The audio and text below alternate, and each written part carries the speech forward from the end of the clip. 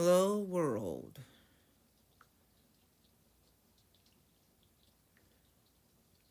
Today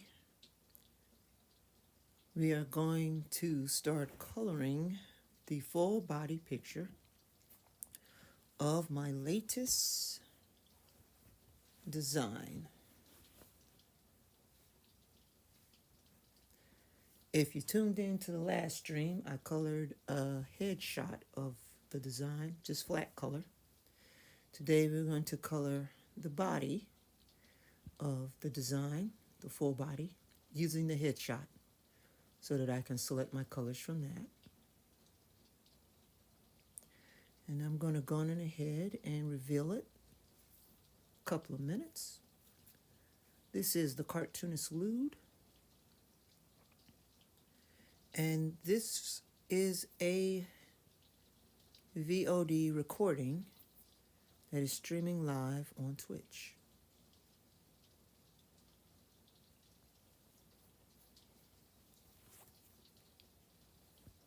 And we are about to get started. First thing is first, I want to note some changes that I made to the original design. The first change that I made to this design is that I resized the hand and I pushed it down so that it would look like it was more foreshortened. I noticed that in the old design, the hand looked a little like it was too close to the body, and I wanted it to kind of have that 3D feel, so I popped it out, and you can kind of see some of my sketch lines where I redesigned that. Okay, and of course I have put some clothes on her so that she will be safe for Twitch.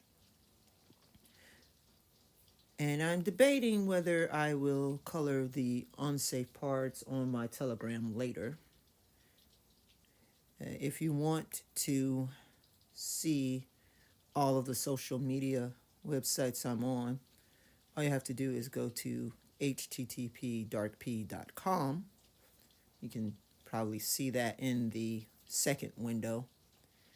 And you can visit there, and then you can see all my social media websites. You can see some of my websites. Normally the not safe for work is posted to the hentai.darkp.com, and so that's where you can see nude renderings of my work. And then the safe for work stuff is posted to darkp.com, and that's where you can see basically mostly safe for work art. I'm undergoing an audit. I'm auditing the tags on hentai.darkp.com. And then when I'm done doing that, then I'm going to audit the tags on darkp.com, and I'm going to shift around some of the work that I've posted to those sites so that they will better reflect and represent what I want them to represent. Okay, so that's my public announcement, and I'm going to go ahead and get started. It's a rainy day today in my neck of the woods. It's rainy and it's cold, and it looks like it's not going to let up for tomorrow either.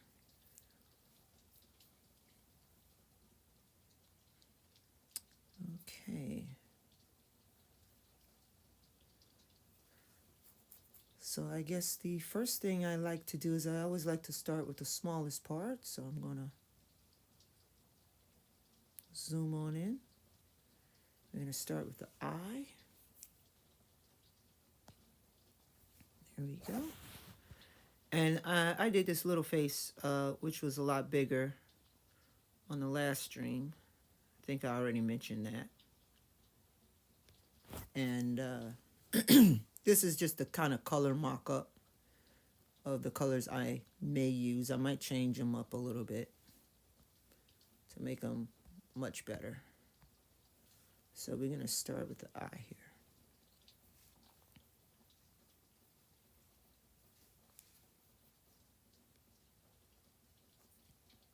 All right, let's make sure all the settings are right. right brush.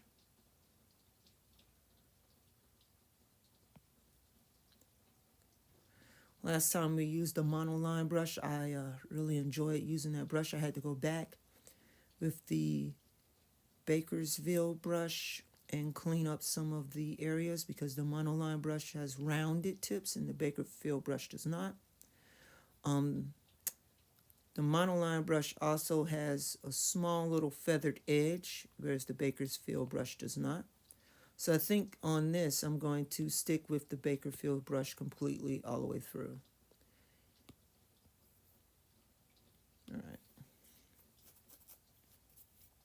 So I've checked my settings and we're just going to get started.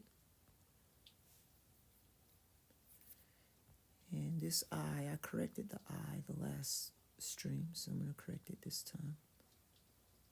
Oop. That is quite light. So that is wrong. Let's go to the right color. Let's lock these layers. And there we go. And those layers are locked.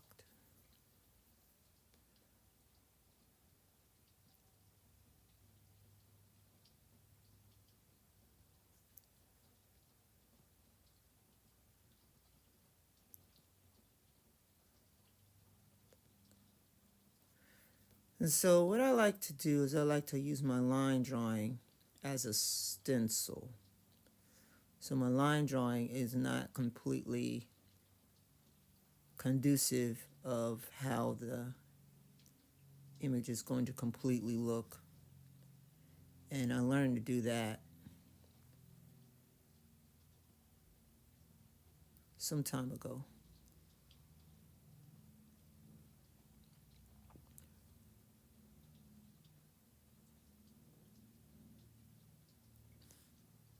The thing about the lines when you're making line art is that when you go to actually put the finished touch, it's ooh, that is on assist, so we need to take that off. I'm going to have to go over and erase this, and we're going to have to go to reference. I'm going to have to zoom out right quick and erase this other side here. Easy. And then we're going to zoom back in. And so what I was saying is that I found it easier to just kind of work this way. That way, you know, the line doesn't necessarily dictate exactly the outcome of the art. Like, you can change it. So like if I find something, I'm like, oh, I don't like this. Once I've colored everything in, I don't have to go back and modify the line art to do that. I can just do it with the color. And so I do enjoy that part of it.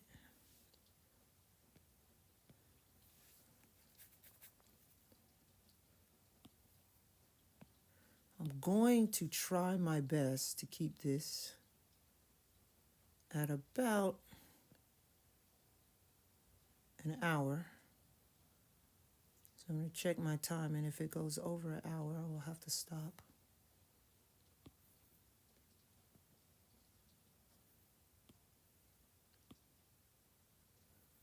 So I'm probably not going to do too much more talking.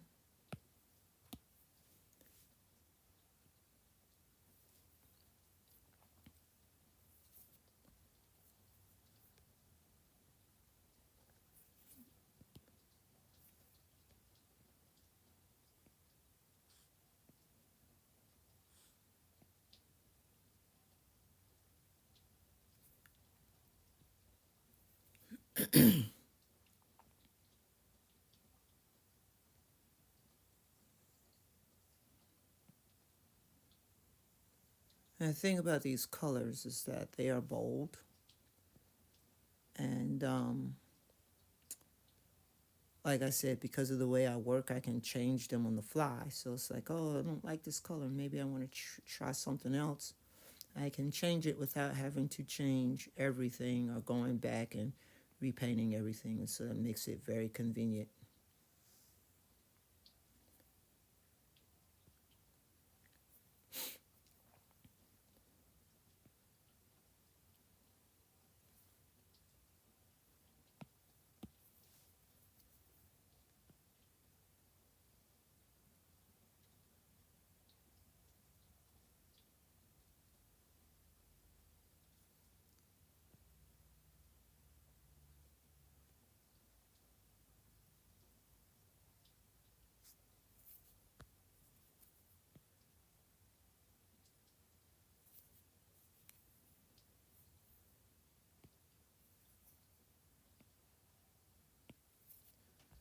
Zoom out here. Looks good.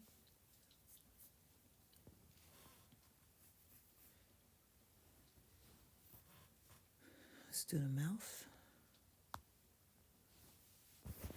Start off with the teeth.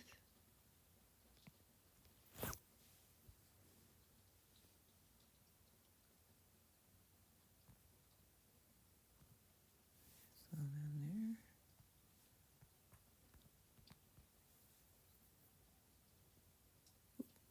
It's too big. Guess one of these days I'm gonna try and modify my brushes and see if I can do like things like get certain brushes to act slightly differently. I have not played with modifying brushes on Procreate, but you can modify brushes. Make them look and act and behave differently. I think there's a group of artists that have dedicated a whole marketing tactic to selling Procreate brushes to people who don't want to moderate their own brushes. They just want to modify. I'm sorry, I said moderate. Modify their own brushes. They just want to just have a quick solution to every problem. So they don't want to take the time to program. They just want to have somebody else do the work for them. I've even seen people build stencils of facial directions and things like that. And I'm not against that. I'm pretty sure like a lot of animators and stuff do that anyway. And they have to do that so that they can kind of keep continuity with the thing they're designing and creating. I just find it odd that there's a whole marketplace dedicated to selling that stuff to people who just kind of want to take a shortcut to creativity instead of learning to do the hard work.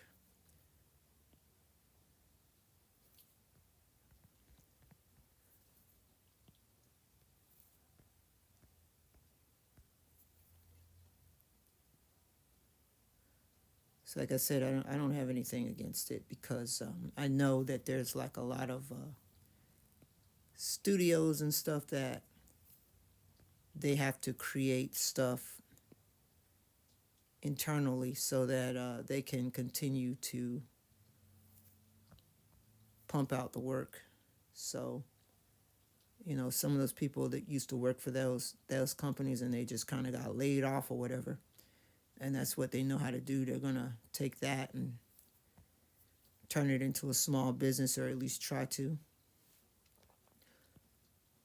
so that they can get some money for themselves without having to go and find work at another studio, which makes sense. It's like how Hollywood is pretty much ran. You could either build the thing yourself, or you can hire a bunch of people to build it for you, and then you can use it in an artistic way.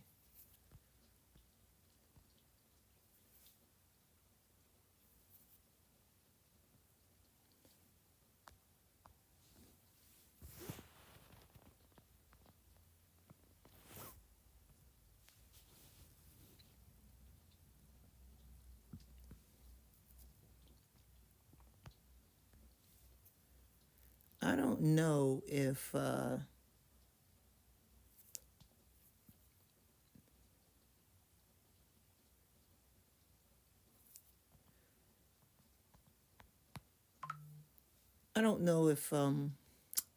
Twitch counts the person that's actually doing the stream as a viewer. But what's weird is that when I started this stream, it didn't have a viewer. And then maybe about 4 or 5 minutes into the stream, suddenly I had one viewer. but I'm not sure if that's a viewer or if that's just like a robot that has to view your Twitch stream while you're streaming. So I don't know. I'm not watching my actual stream. I'm just watching my moderation area, my activity feed, and stuff like that. So I don't know what the one view is because there is nothing on my phone. So I can't see. I can't see my own stream. Normally, sometimes, like if I don't catch the stream manager when the notification pops up, like I'll have to watch my stream and watch the comment section at the same time, which is that's kind of a weird functionality. But like sometimes, if I catch the notification, then I could just click the notification and it'll just go to the area where I can see the chat, but I don't actually see my my stream. So, like I said, I don't know if I have a viewer or not, but if I do, thank you for viewing. And if I don't, well, I'm talking to myself. But that's okay.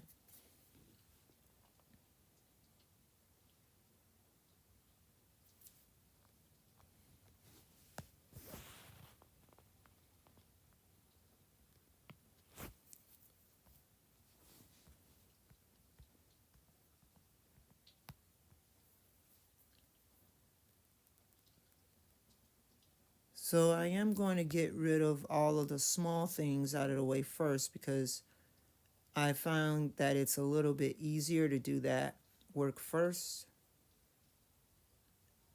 before you move to the big things, which is like the body and the face. You know, the thing that you're just going to color like one color. I also find that it kind of minimizes my mistakes a bit, so then that way I don't have to be like, oh man, I forgot to color that, and then have to go back and try to color it in. I can just see, oh, I colored all of the small spaces, so it's finished. But truth be told, I'm always going back and modifying things. So it's just the mark of an artist. If you see something that's not right, it probably is not right. And so you just go back and you just kind of say, how can I make this look better without destroying the entire project and starting over from scratch?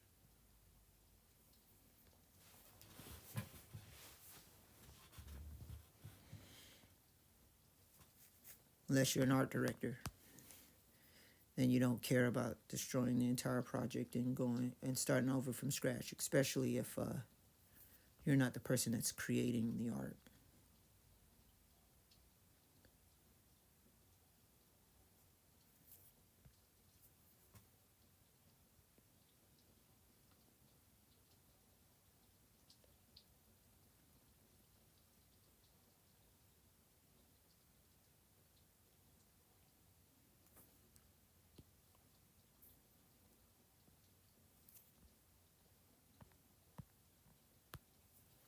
I'm not sure, but maybe somebody who sees this video in passing can tell me if I'm right.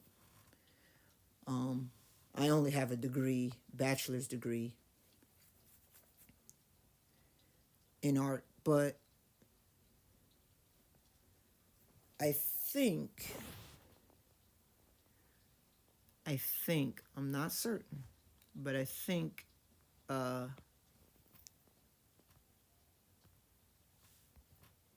that you would want,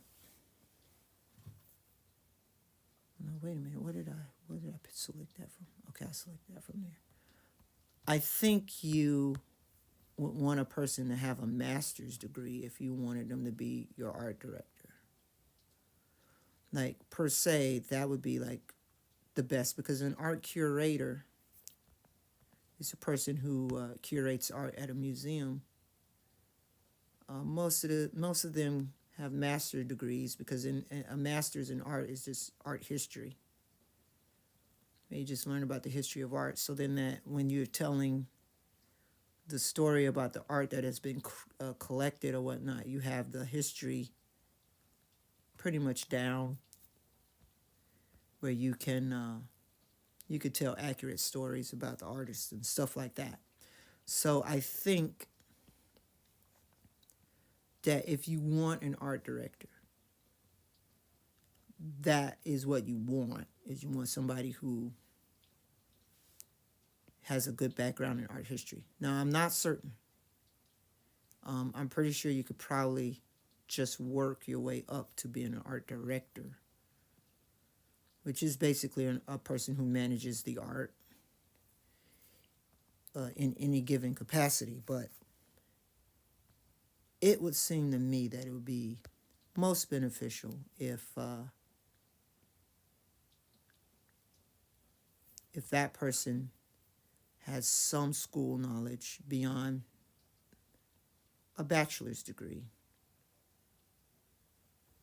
Although, like I said, I could be wrong, because I do hold a bachelor's in fine arts illustration. So I just chose to use my bachelor to be a teacher instead of an artisan. So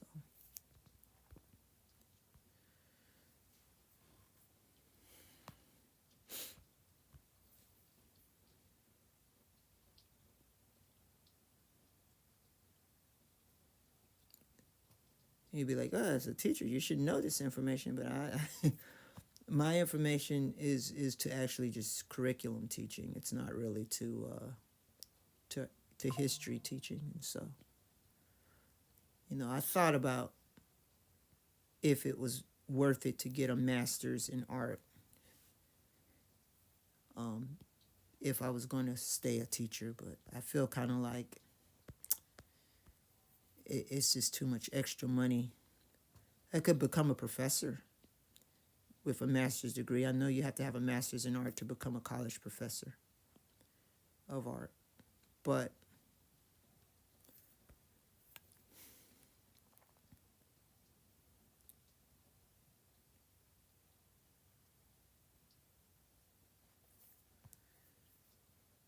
I don't know. I've never really desired those things. If I desired those things, I'd probably be much richer than I am now.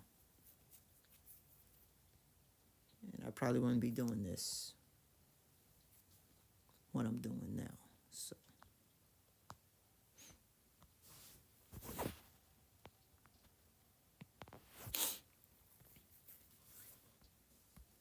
So the moral of that story is aspire to be more than a working class stiff.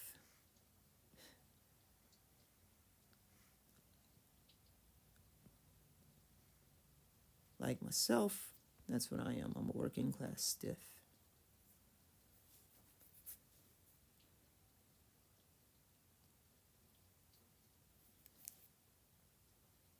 All right, I think I'm going to do the eye.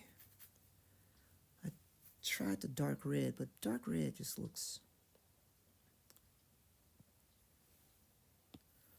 like it's brown, man.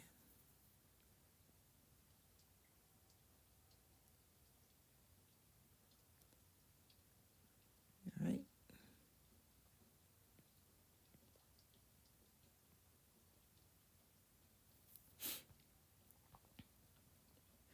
If art is your passion, though, like, if art is your passion,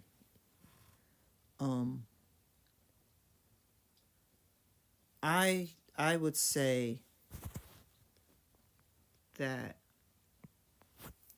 you should think about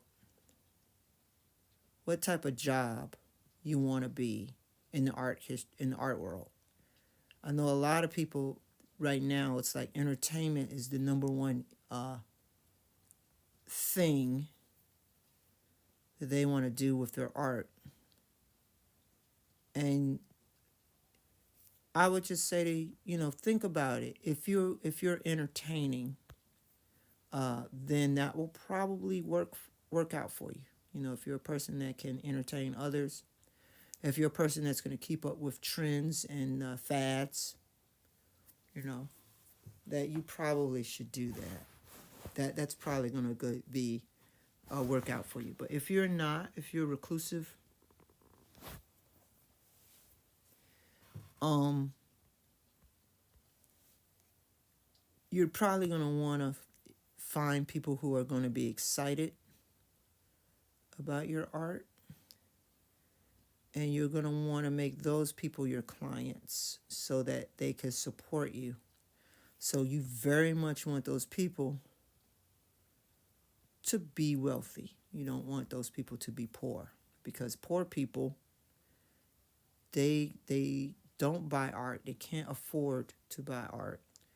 And this is a hard lesson that I've learned. There are people out there that are like, "Oh, well, you could do an art piece for me," but they don't know what they really want.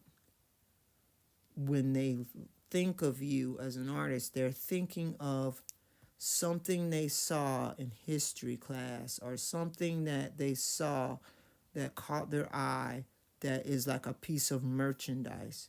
And what they're going to want you to do is they're going to want you to replicate the merchandise out of their mind. And they're going to probably pay you at the most $50 to do that. And you cannot live as an artist on a salary of that. Even if you had hundreds of clients, eventually you're going to have to up your prices. You're going to have to become expensive. You have to do those things to keep your lifestyle going, because you're going to find out real quick that as you increase your power, so does the increase of money you need to continue that service. It becomes complicated.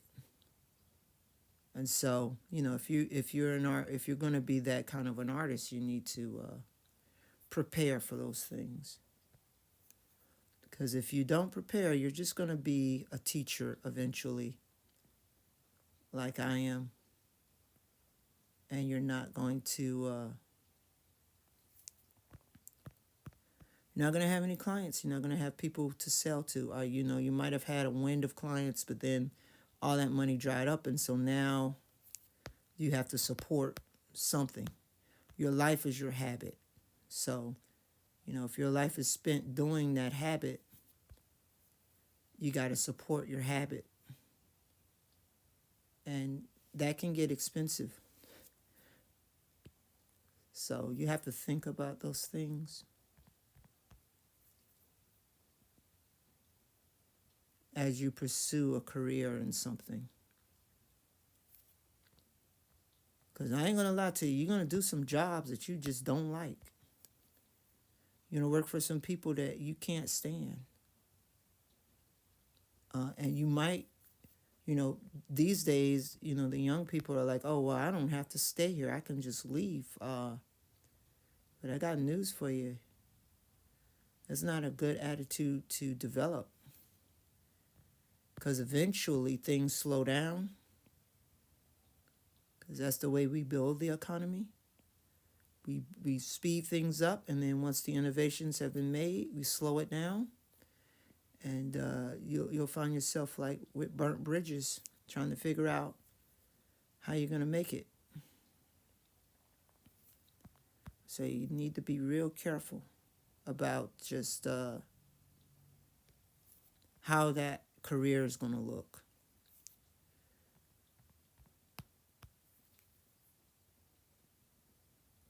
Because if you ever meet an artist and they're like, "Man, I'm fortunate to be working for company A, B, or C. It's been really hard all these years. I started out in the trenches, and It took me 20 years, 30 years to finally get to a celebrity status where I could just do a drawing and people are just gonna want to see it because I drew for Corporation X and Corporation Y. You gotta say you're in it for the long game. Because if you're not in it for the long game, it's just gonna be hard.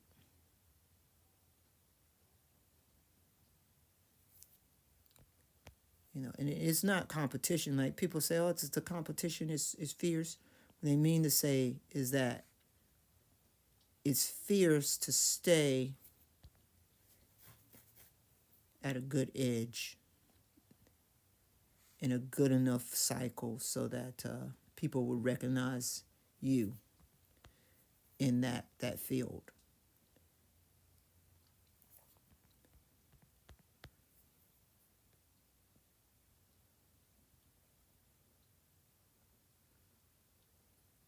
That's what they mean to say. You can always melt into the background and just be the person that's just doing the background stuff and never the celebrity, you know. But that's the way you're going to be treated if you do that. You're not going to be the person that they're going to put on the pedestal and say, so and so did this and so did that. You're just going to be the person in the background who did the things. And the name recognition might go to someone else. There's a ton of artists out there that are like that.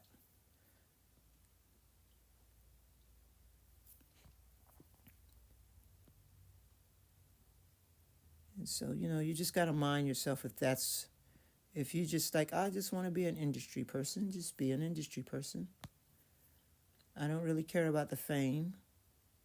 But if the fame comes to me, I'm not going to mistreat it. I'm not going to disregard it. It's just a thing that if it happens, it happens. And if it doesn't, I enjoy doing the job anyway. I enjoy being there. I found some happiness.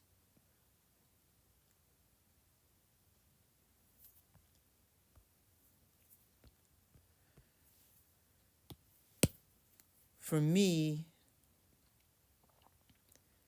art has been a hobby.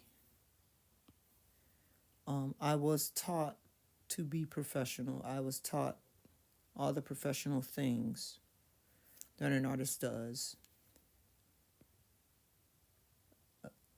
A commercial artist does to get a job.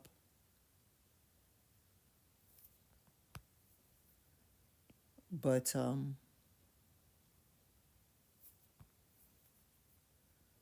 I chose a job that was not very hard to get if you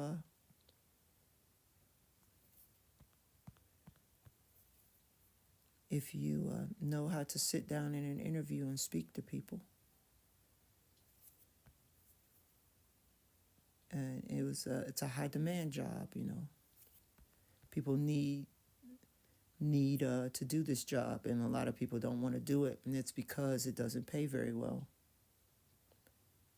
It pays just enough for you to get by. It pays just enough for you to feel like a middle-class citizen, but it doesn't pay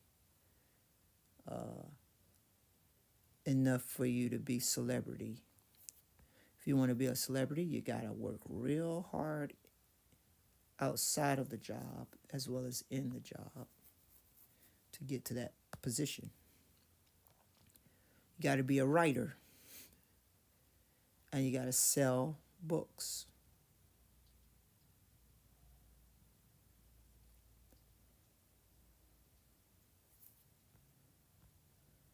And information on what you do.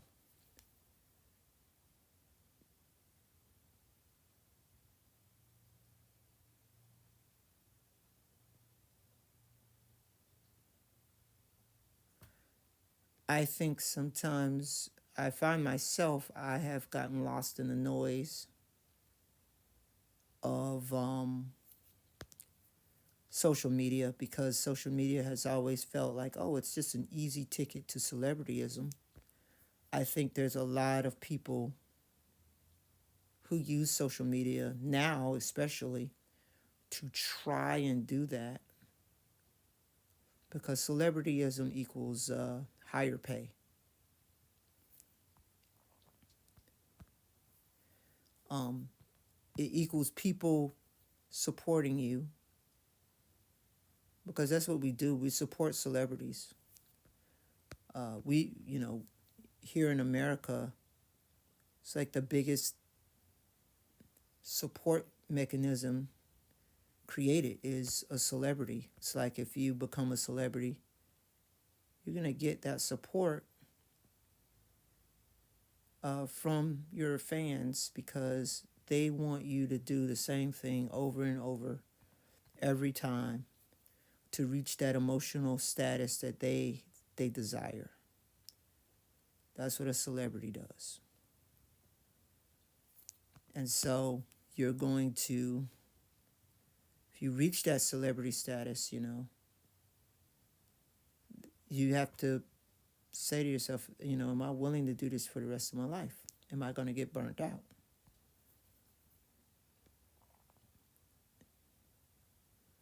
And I don't know. I don't know if people have that conversation with themselves, because they never think that they're going to actually be that. They just feel like, I'm just doing the thing. But I know for myself, I've never really thought about too hard. Like, I've thought about it. I ain't going to lie to you, but I've just never thought about, like, oh. But I do feel like social media just kind of pushes the issue that, oh, right now, that's the talent search. You can be a celebrity. All you have to do is go to these social media accounts, hook up these type of videos, study what the top people are doing, mimic what they do, and then turn it into your own thing. And then that's how you reach celebrityism. But it's not that easy for some people. Some people, it takes them many years to get recognized that they're doing something.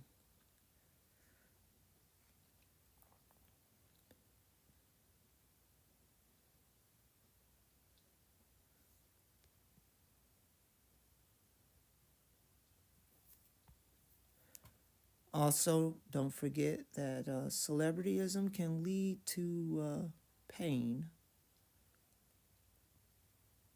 and discomfort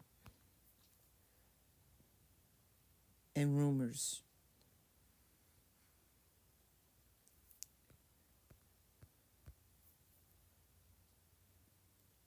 So that's the downside of being a celebrity. Is that, especially if you hit it big, fast, people are going to say you cheated. So you got to be real careful.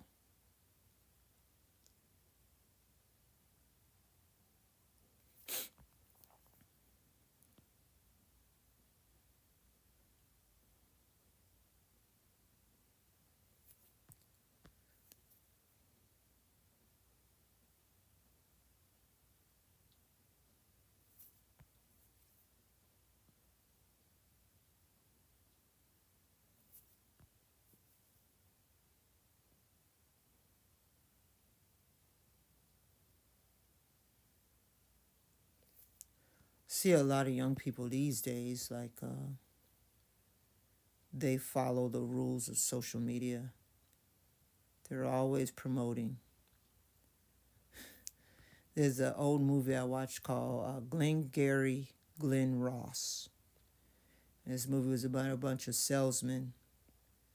And it's not apparent at first, but these salesmen, they are selling some type of insurance that nobody needs.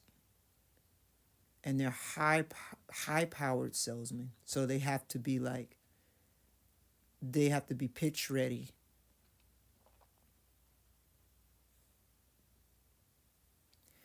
And in the movie, they have a saying. They meet a boss, a person who apparently is the top salesman, who basically fires them up and says, his motto is to always be closing, which means that if you're selling somebody something, you have to close or land the deal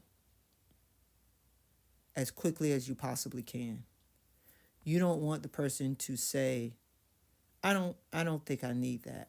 You want the person to say, yeah, that I really need that in my life. It's going to change my life. And you always be closing. And this is the kind of tactics they used to use back when you had to go door to door. You had to sell stuff to people door to door. And I feel like those tactics now are the tactics we use in social media to sell things to people, whether it's just watching a channel or trying to sell them a piece of product that they don't really need in their life. And we're just trying to tell them, oh, it's going to make your life better, but it just makes their life more complicated. There's a lot of high-powered sales tactics that's going on in social media today that I see that is, it's just kind of like, oh, well, that's fair. It's fair game to do that. No one's getting hurt. If you pay for it, well, and it wasn't good, well, it's you're the idiot. I just kind of feel like there's a lot of that going on. And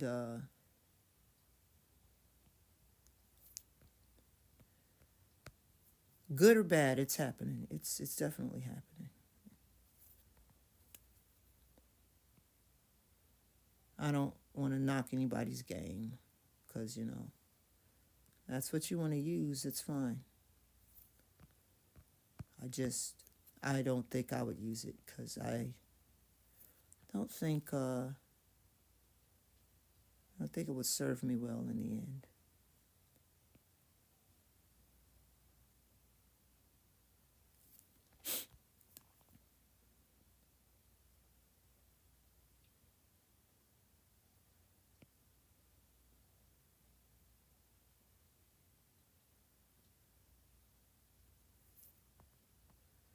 All right.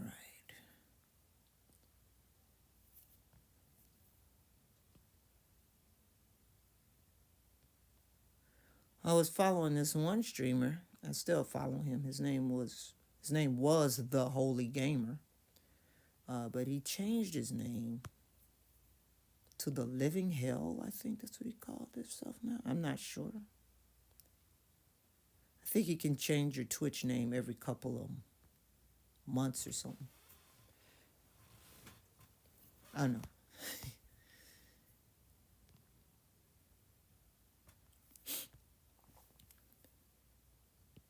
I like watching Twitch streamers. I thought that it was hilarious when they started giving contracts out to people to do this as a living.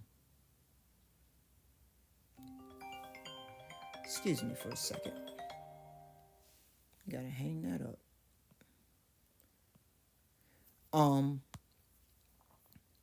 But yeah, I thought it was hilarious that they started giving contracts for people to do this as a living.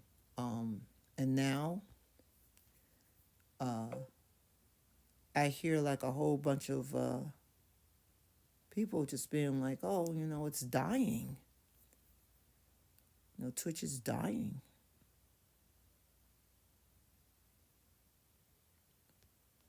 And I think what they mean to say is that Twitch is becoming an old man's platform, and that if you want to live, you got to go to the new hotness, which is, I guess, TikTok right now because everybody wants TikTok to survive until eventually they get sick of that. But uh, but yeah, it's dying now, and I was like, oh, I just got started.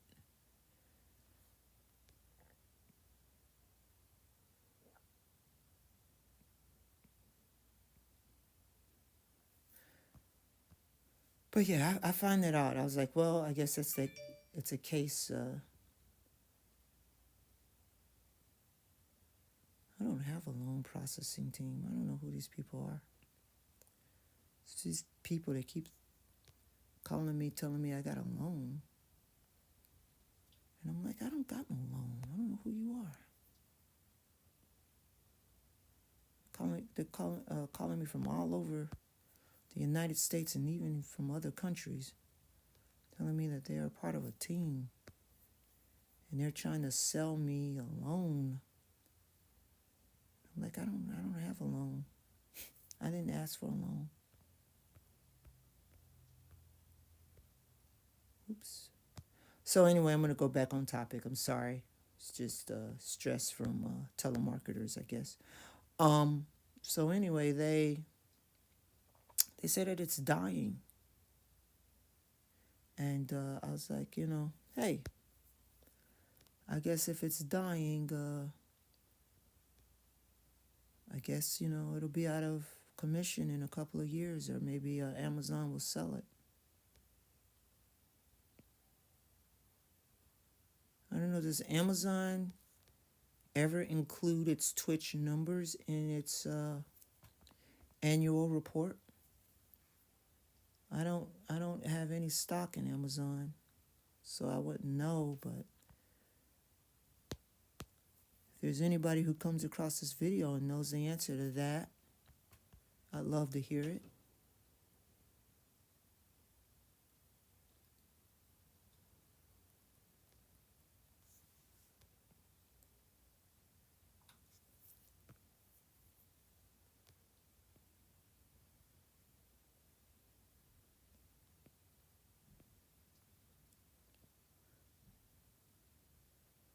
But yeah, the people who are saying that, they've been on Twitch for a long time. I feel like what happened with Twitch is just that, like I said, with anything, it just kind of flew very close to the sun. And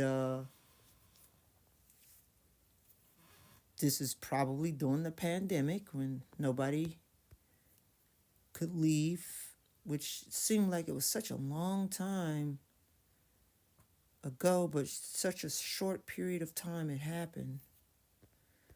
But people, when they were indoors, they didn't have anything to do. So these apps and these social media things, that was a thing to do, and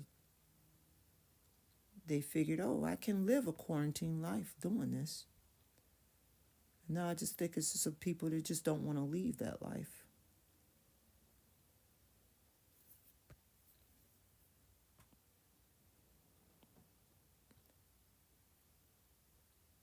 But yeah. So I don't know. I guess like Twitch was a part of that. But I also say that Twitch has some structural problems. They did give contracts to people, and those contracts ended up not serving them very well. And a lot of those people ended up resenting being a part of Twitch and left. Some of those people left under scandal, and some of those people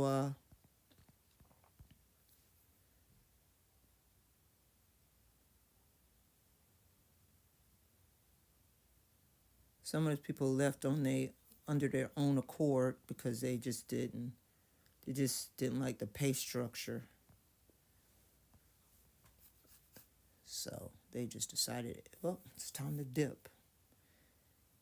Which any person who's smart enough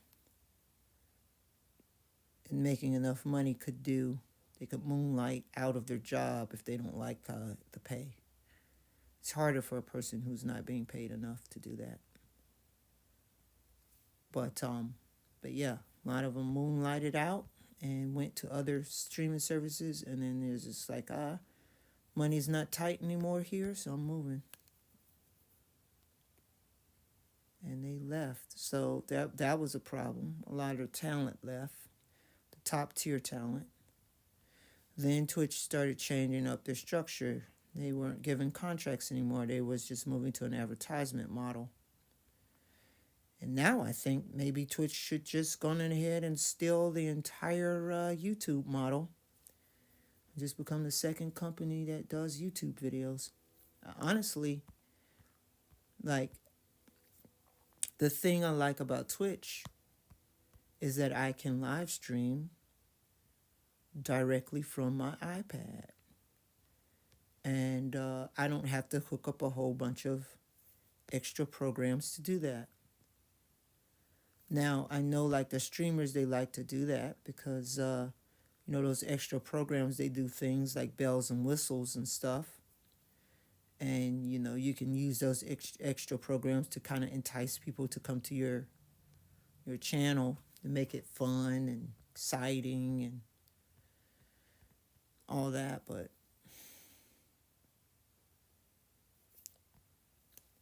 I just want to stream my art. That's all I want to do. I don't really care about doing dog whistles and giveaways that might not even be worth anything. That's stuff that TV shows do. And I don't consider myself a TV show.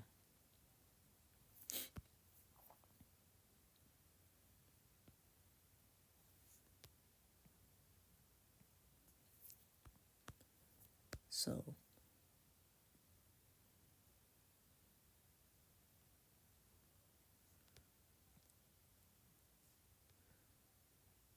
maybe I'm being too pessimistic. Maybe I need to get psychologically evaluated for that pessimism. I don't know. I just don't. I understand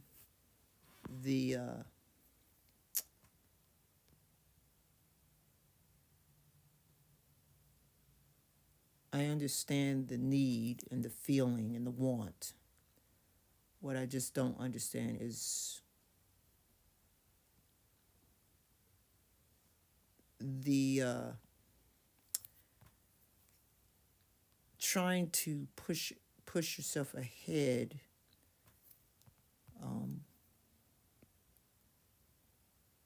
at such an accelerated rate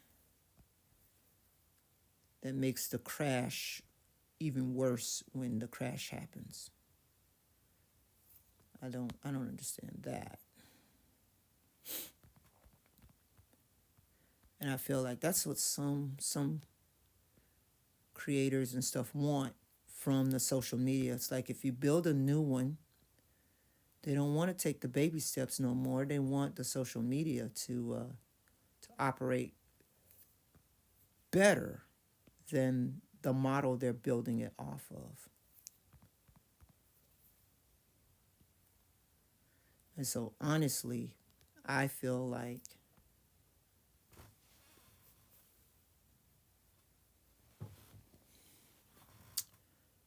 Twitch should just become the next YouTube.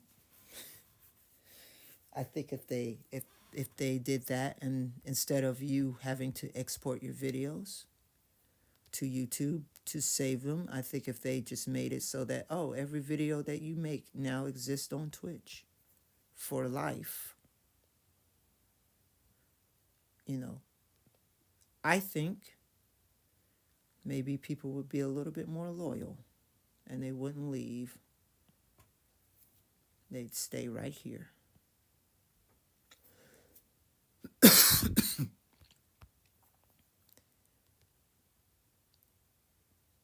All right, it's 55 minutes, so it looks like the stream is probably going to go over an hour.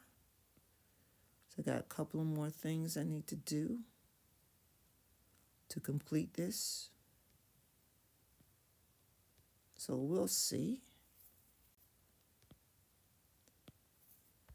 The last stream, I did not cut it down. I left it at its exact amount of time when I posted it to YouTube, Speak of the Devil. And so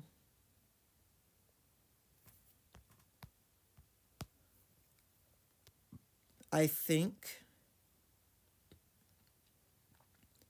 that I'm not, unless the stream is like something where I'm just demonstrating something, I don't think I'm going to cut them down unless, I need to cut a whole bunch of noise out of there.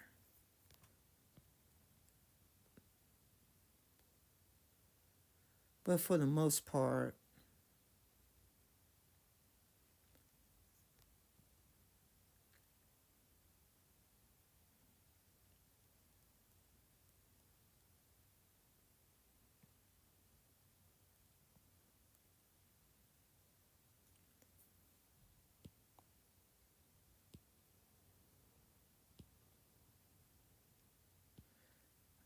I'm sorry, I lost my train of thought. For the most part, I think I'm just going to keep it at the regular stream, especially if it's a safe for work stream. I just could keep it where it's at.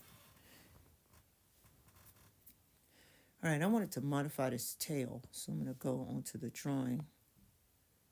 So unlock that. I'm going to go to white. And we're going to modify the tail. And what I realize is that the perspective is slightly wrong on the end of the tail. So what I'm going to do is I'm going to bring it out a little bit here. See if that looks right. And then I'm going to push it in here. And then I'm going to erase what I don't need. See if that looks correct.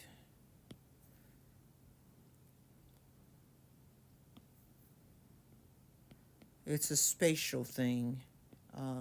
Just didn't look right to my eye.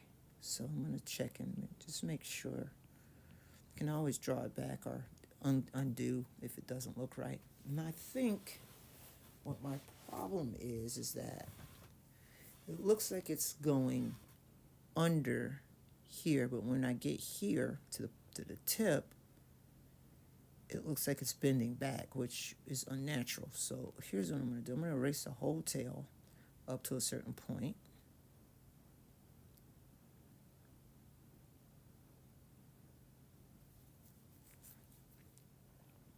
Okay. Let's erase it all the way up here. Okay. And then I'm going to redraw it out. And instead of curving down, it's going to curve slightly up, which is probably a bit more of a natural feel. And then when it curves up, it's going to curve up to this point. So that means that this part is curving in. Man, it sounds like it's getting windier outside. Actually, honestly, it sounds like ice is falling a little bit. It is very cold. It's unusually cold in Florida. And who knows, ice is... I don't think ice is falling. I don't live that far up north. Matter of fact, I don't live in the north part of Florida at all. All right, so anyway, let's see. That might have been the problem. Let's back it out. So that looks good. I don't know. I think I have a fetish with tails. I mean, most of the creature women I've drawn have had tails. Okay, now I'm going to do the spade-like ending. It's going to go up. So the perspective should be this, like this, and then up here somewhere is where it should end.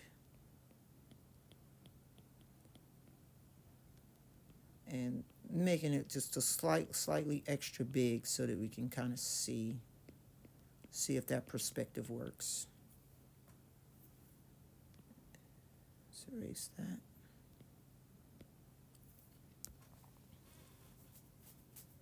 It does kind of match the hand a bit. It puts all of the weight of the character to the right side, my left, your left.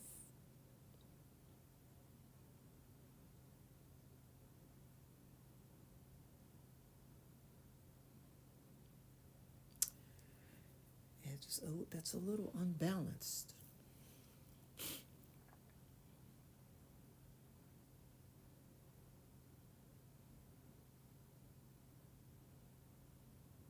I could make the tail longer by looping it behind her and then pointing it upward on the other side.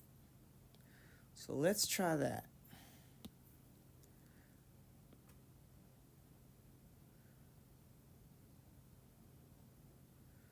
An extra long tail. It would probably be a nightmare to walk with, but hey, she is a fantasy demon creature, so, nothing is past the imagination. So let's go over. Okay, so this is going to go just over, just like that. And then we're going to go down and around like this. Then up and over, like a tea kettle pot. So it's down and around, and then up and over. And then that way it'll feel like she's pointing towards something else outside of the picture. Maybe her tail is pointing. So maybe it'll got a story going on there. Then we get a little bit of perspective here. So that'll be the end. Turn this into a diamond-like shape. Like that. Okay. Maybe the diamond is too big. Let's just draw the center because I can always color over it later.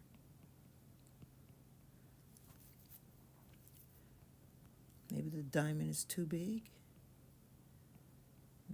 Maybe we could shrink it to here. Shrink it down just a little bit.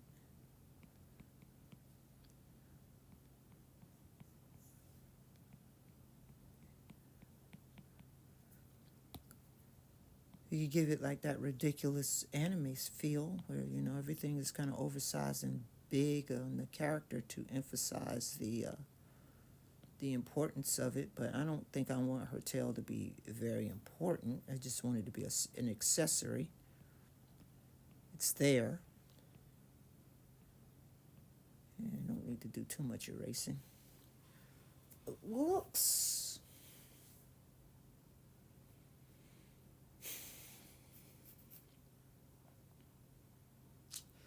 looks like the shortened side should be away from us, and the elongated side should be towards us. And this is a thing I get wrong a little often. I've had to catch myself. I always put the elongated side on the wrong side of the foreshortening. Sometimes, you just gotta kind of catch your faults, because once again, if it looks wrong, it probably is very wrong. Okay, so I'm going to put the foreshortened side away, because I think that is the actual way perspective works is that the foreshortened side goes to the back and the elongated side goes to the front. And that's my bell telling me it's time for me to head for the bed, but I'm gonna stay up and finish this. Then I'll head for bed. I'll call it a night. All right. Yeah. See, that works. That fixed it. That fixed it up. Okay, so now we can go back to coloring. The last parts. So even after I finish coloring the legs and the tail, I still got to go back up and color the horns and the hand. And so once I get to that part, then that'll be it for this string.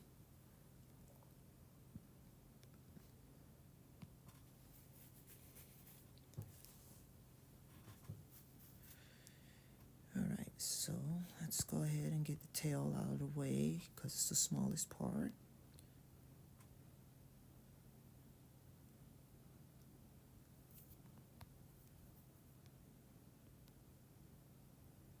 And I'll go to bed later.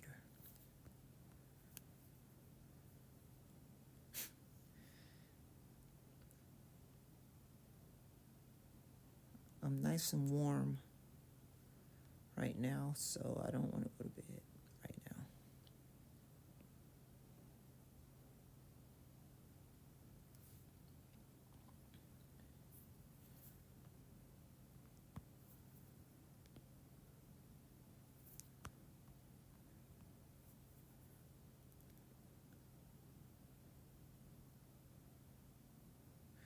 And so as I was saying, like in the beginning, like using the drawing as a stencil here, not as a absolute, will allow me to later, when I take the line work away, if you watch the last stream where I just colored the portrait, you will see that I take the line work away at the end of the stream, and then I just kind of go back and fix things up. That allows me a lot of open opportunity, because then that way, even without the line drawing, I can kind of see things that I might want to do. I didn't have that mistake until just now. And then that way, it's like I can add stuff if it feels like I need to add something or take something away. I can do it, and I don't need that stencil, that scaffolding anymore. I can also control the thinness and thickness of my line without having to rely on the fact that the line art is still there. And so I like that aspect of it.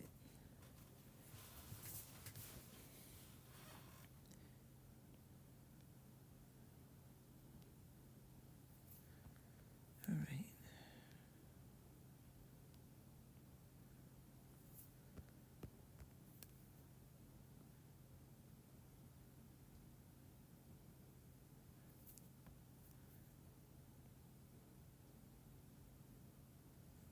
So at the end of this stream, I'm going to pop the line art off so you can see what it's going to look like without it. But then later on, for the next stream, that will not be on Twitch, it'll be on my Telegram. And it'll probably be really short, because the next stream is, I'm going to color the censored parts, but I'm going to pop that line art back on to do that, so that I can see where the edges are going to approximately fall. And then that should complete the coloring of the character model for solid color once I do that. And that'll probably, most likely, that'll be either tomorrow. But if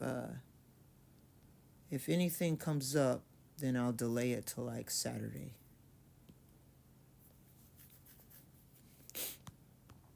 and I'm hoping nothing comes up. But I live a very interesting life. Not a fast one, but an interesting life. And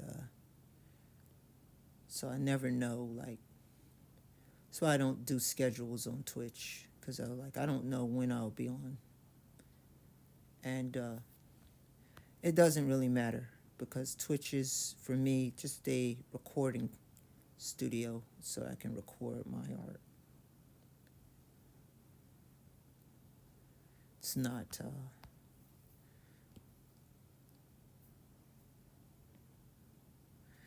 not necessarily for me to live stream. I'm not using it in the way that most people would use it, which is to live stream to an audience. If I get an audience, it's fine, but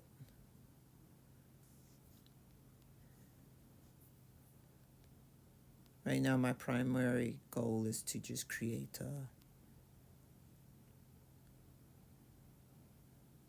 some video presentations for my art, for my own self, maybe just my own self-interest right now.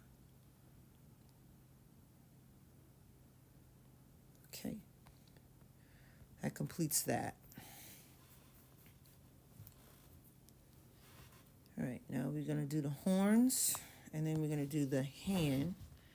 And the hand is going to be, of course, a different skin color on the inside, just like a real hand. So I'm going to have to pick a color for that because on my small little color example there, I did not pick a color.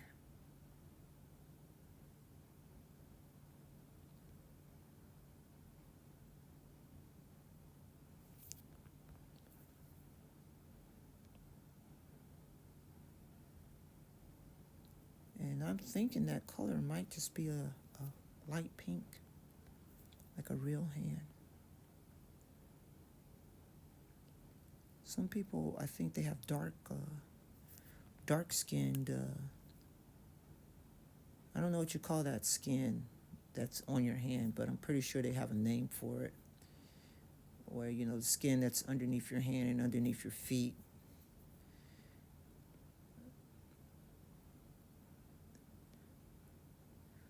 Pretty sure they have a name for it, but it's not the name that's in my head right now. But anyway,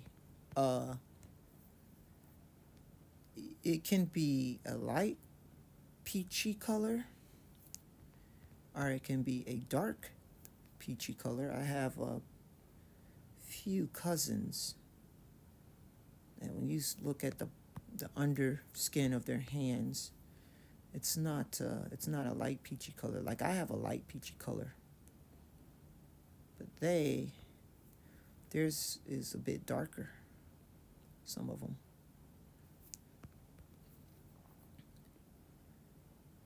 It's also a good way of telling if you your hands and feet are a good way of telling if you have some sort of underlying conditions too,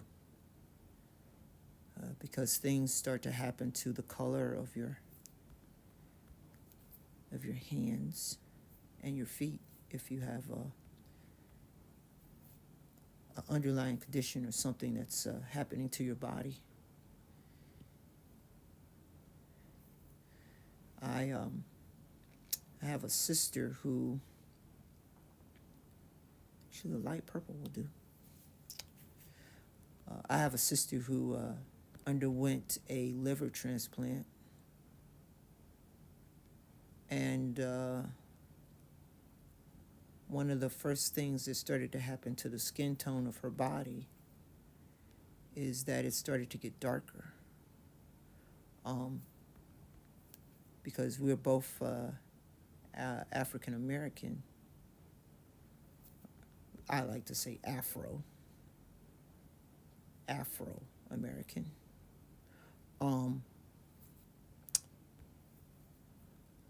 Her skin tone started to turn dark, and then her hands started to get darkened, and her they started to get these, I wouldn't call them lesions. They looked a little like lesions, but they were mostly just like liver spots. They were spots. And that's an indication that your liver is failing. And we found out about that, maybe about, it's been 10 years now. And she just got her surgery last year.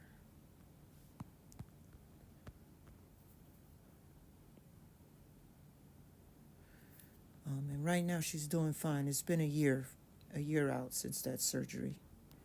And right now she's doing fine. I try to keep up on her health, because at any time, if things, if she starts to feel a certain way, or something starts to go a certain way, I have to kind of be there to make sure that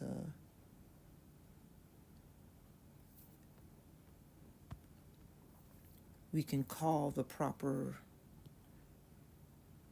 people, the emergency people and stuff like that, to get her to a hospital right away. Because now that she has had the transplant, we don't want anything to go wrong, like an infection or something weird.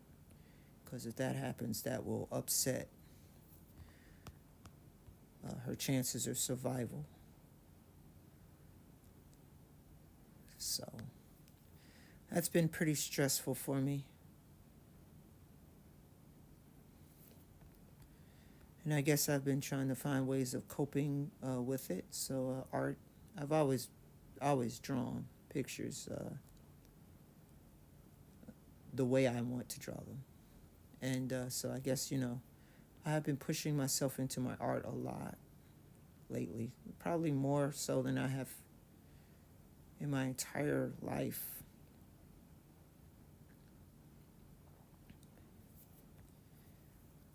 That might just be me just kind of trying to find a coping mechanism with the things that's going on in the past year or so.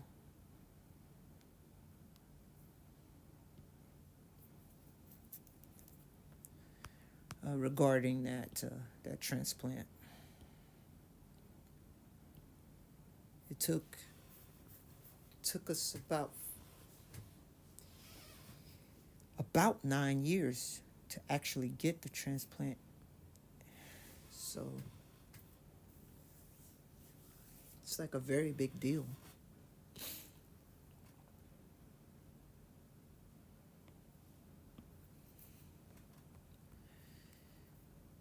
But it's strange, like she's not, she's working.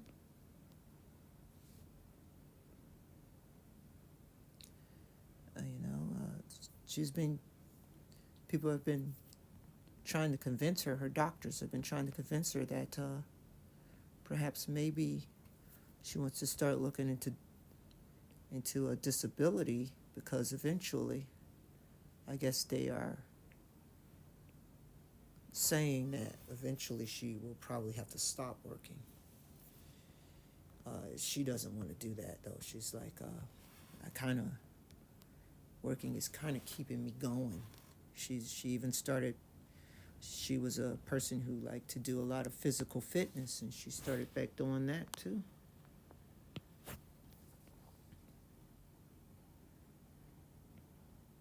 So it's been slow. It's been a pretty slow, steady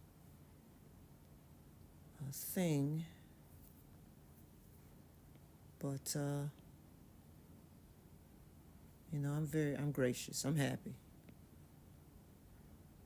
And I just worry. I don't want to wake up in the middle of the night, because there has been some days where it's just been like, oh my gosh, middle of the night, like, you got to go to the hospital because something's bad, or, it's just not been very easy. Not an easy thing, ladies and gentlemen.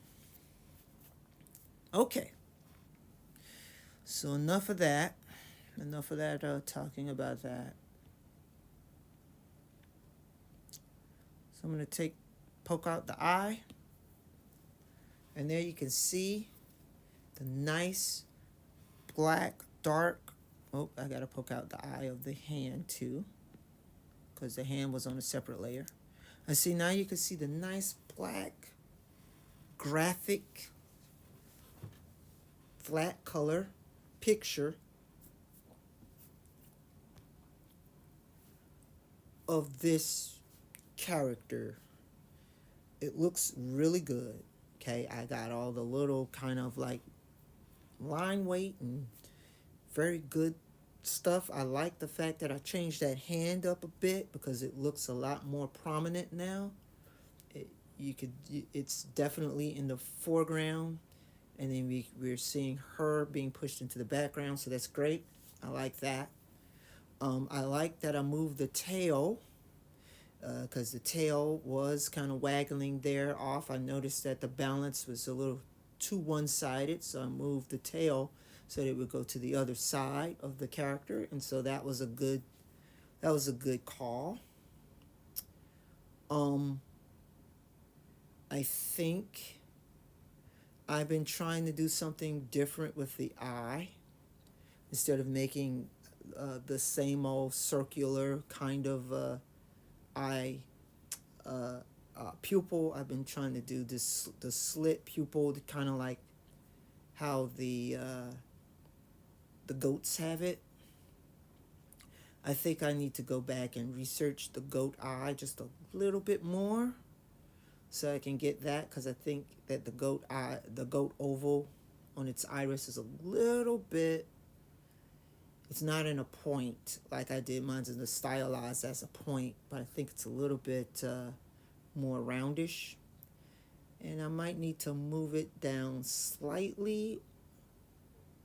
I move it over some slightly, because it does look like she's winking in our direction, which is good. But every time I look at it, it still feels like it's slightly off. It's very weird. And I guess it's because I'm not used to looking at goat eyes. So I guess that could be a thing. Goats, they have the weirdest kind of eyes. I can understand why people think that they're like, the spawn of evil. Because they have weird eyes and they eat all kinds of things. It's crazy what they can eat. And when they make a noise, it sounds eerie. It doesn't say, it's like that creature can make that noise, but I don't think goats are evil. I just think they had the wrong evolutionary chain happen to them. They're one of the many creatures on Earth that's had a crazy evolutionary chain that got them to the point that they got into.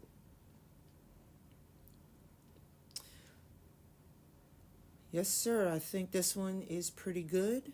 I think in the next stream, I don't know when that will be. Hopefully it'll be tomorrow. I will be streaming on my Telegram, and I'm just going to stream the naughty parts because I've already colored the character.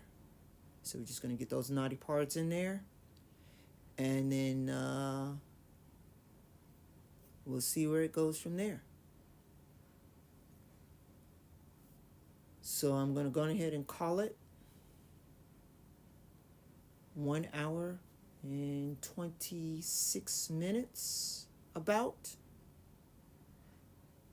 Thank you for watching this video all the way through. If you watched it all the way through, TTFN.